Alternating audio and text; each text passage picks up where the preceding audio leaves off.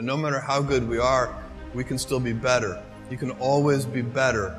Customers have a divine discontent, and they teach you if you listen to customers.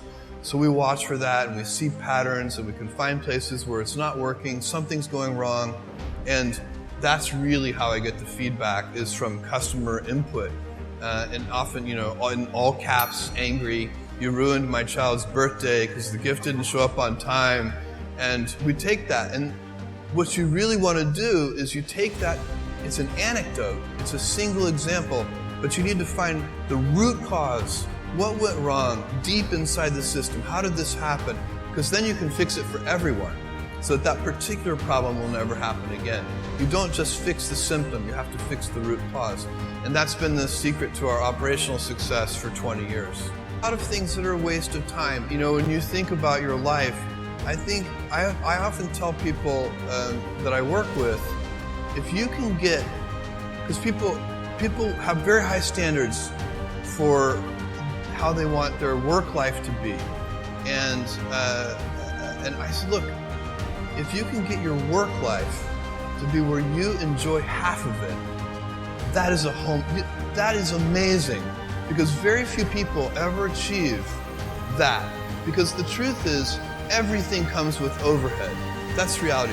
Everything comes with pieces that you don't like. You could be a Supreme Court justice, and there's still going to be pieces of your job you don't like.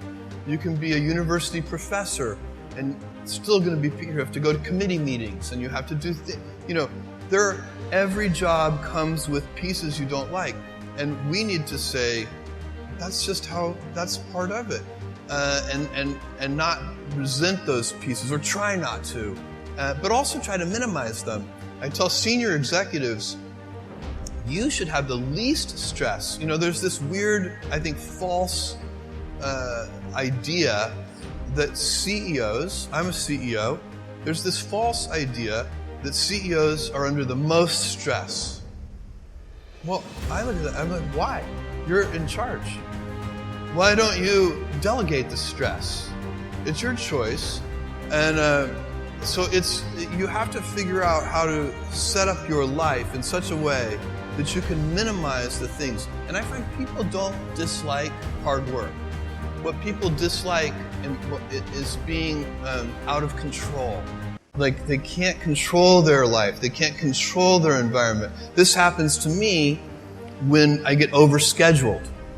I hate being overscheduled. I want some time to be able to think and free myself.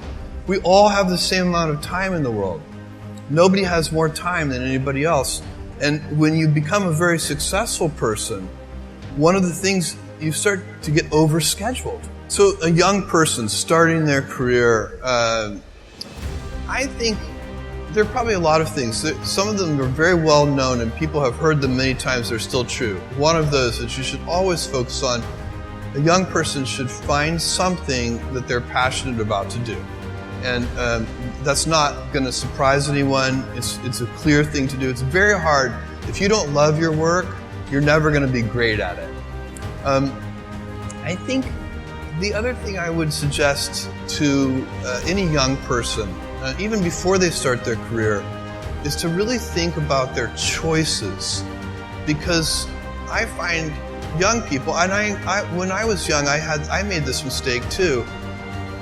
You can get very fixed on your gifts. So everybody has gifts. You have gifts and you have things that you didn't get gifted. Maybe you're extremely beautiful. Maybe you're extremely good at mathematics. There are a lot of things that you can be given.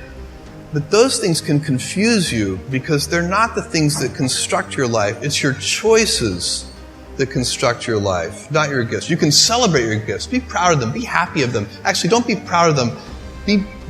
Be celebratory of them, but you can't be proud because they're gifts. They were given to you. You didn't earn them.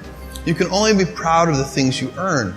And so, as I got older, I started to realize I wasn't proud of my gifts. I was always good at school. School was always easy for me. And I was always proud that I was a great student. I got A's in all my classes. I was good at math, all of that. And I thought that's who I was.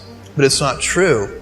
Those are the things that are gifts. What was hard for me is deciding to work hard, deciding to use my gifts in certain ways, to challenge myself, to do things that I didn't think I could do, to put myself in uncomfortable situations.